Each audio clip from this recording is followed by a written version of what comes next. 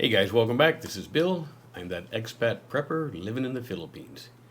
And once again, I'm going to talk about rice because it seems like every time I turn around, rice prices continue to increase, even though there's not a real big shortage in the Philippines right now, but they anticipate there to be one shortly. And right now in the world, the rice price index is so high, it's absolutely amazing. And compared to what it's been by this chart you can see here. Now, the Philippines is now the world's #1 importer of rice. They cannot produce enough rice, which you'll see here at the end of the video when I go into some numbers. But they are now the #1 importer of rice. And the problem is, not a lot of people are really exporting rice that much anymore. So it gets tricky for people that are wanting to buy rice to find rice. Now, this is not a Philippines problem. This is happening to a lot of other countries all over. China is importing as well as a lot of other Indian in Pakistan, in Afghanistan, Cambodia. These places are all trying to import rice. There's just not a lot of rice on the market. Now, the Philippines is trying to address this issue by fixing the price of rice. And the sad part is a lot of the rice growers, well, they already bought a lot of the rice at a higher price, but now they're being told to sell it at a lower price. And this isn't going over too well. Now, keep in mind that the government's trying to give a rice subsidy to rice vendors. It's about 15,000 pesos, one-time shot ayuda. Now, you got to understand, most of these rice vendors are dealing with 30,000 pesos a day worth of rice. So the ayuda is not a really big help for them, and they're actually not making any money. The farmers aren't making any money, but they're growing the rice, and they've recovered pretty much from some of the storms lately, and they're actually, there's a lot of rice in warehouse. They're just, for some reason, anticipating a shortage coming up. And again, we'll show you some numbers here in a little bit. But if you can see that, even for me, I can find rice anywhere. It's everywhere, even different quality. And I tend to buy the higher end rice, I'll be honest with you. But the rice is out there.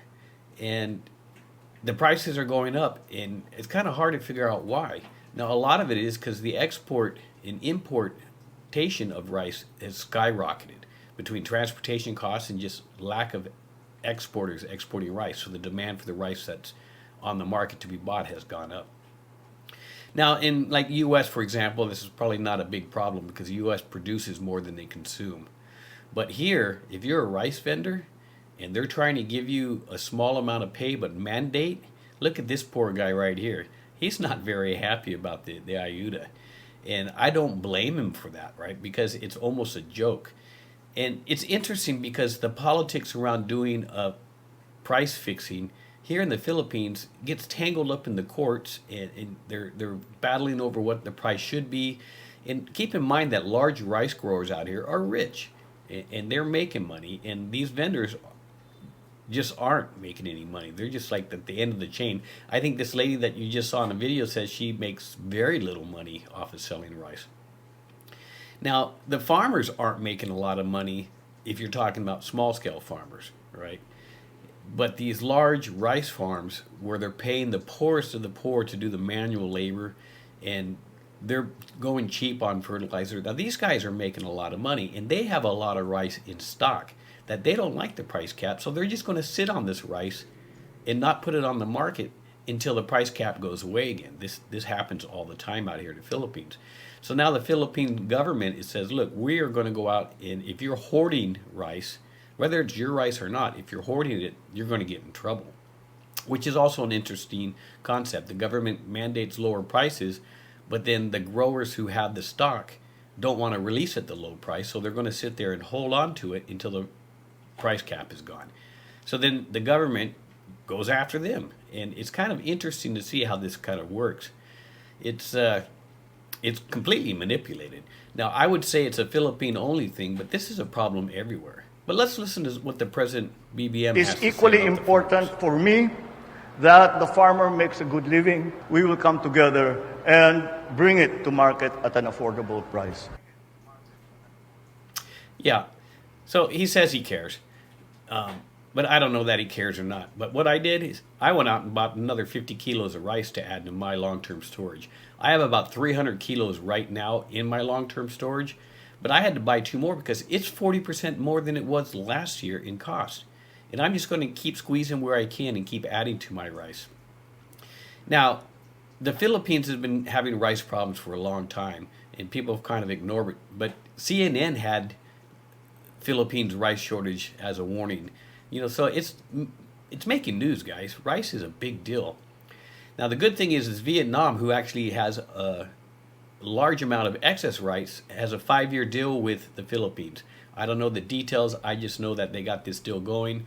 And the politics are, they don't want to spend money to import rice. They'd rather spend money to create more rice fields in the Philippines so rice can be grown and consumed here without the importation costs. It's 50-50 in my mind. I think they need to start producing their own more here locally. But at the same time, this problem is not going away. Now, who eats rice? Well, I'll be honest with you. The majority of the middle class to poor people survive on rice. So when the prices of rice goes up like it has so dramatically, it really has a large impact on people. I feel it, right? Now, let's talk about some numbers. The Philippines produces 12,000 tons of rice, or 12,000 million tons of rice a year. That's how much they produce. Look at some of these other numbers. Pause the screen and see what China, India, Bangladesh, see what these guys produce. And then we'll talk about the problem is. So the Philippines is producing a lot of rice. They're really, the top 7 or 8 producers of rice globally. You would think, wow, that's pretty good. Now notice here, Vietnam produces almost twice or more than twice the amount of rice. Now, here's the problem. It's not how much you can produce, it's how much do you consume internally. Now, the Philippines loves their rice.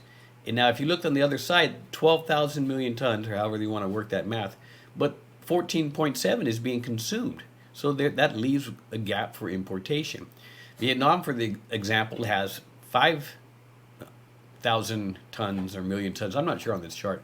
That's what they're selling. That's what they're putting on the market. But everyone else, if you look at this chart, you'll see why there's now bans in India on exporting your basic rice. Bans in Cambodia on exporting rice. There's just a big issue right now.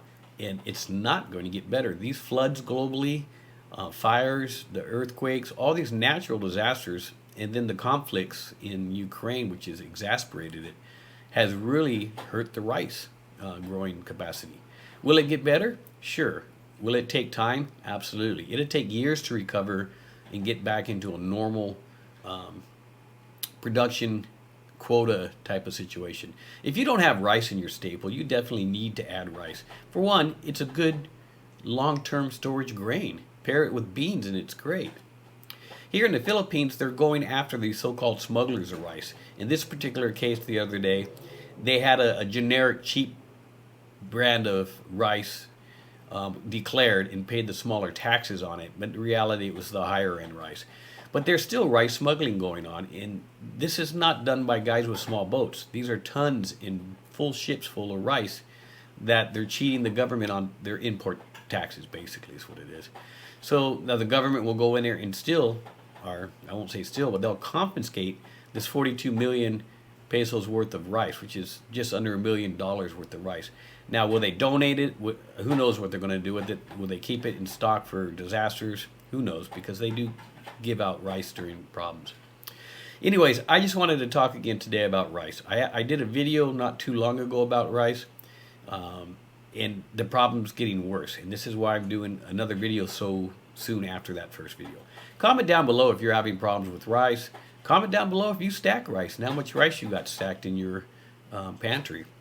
And if you don't have any rice, you need to stack rice, guys. So if it's one bag a month put away, just do what you can, because worst case scenario, the rice I bought last year, I made 40% profit on. All right, guys, that's my blurb for the rice problem this month. We'll see how next month goes. Hit that like button if you like this kind of stuff. Let me know if you like this new format as well. I'm still playing with different features. And until next time, guys, everyone please be safe.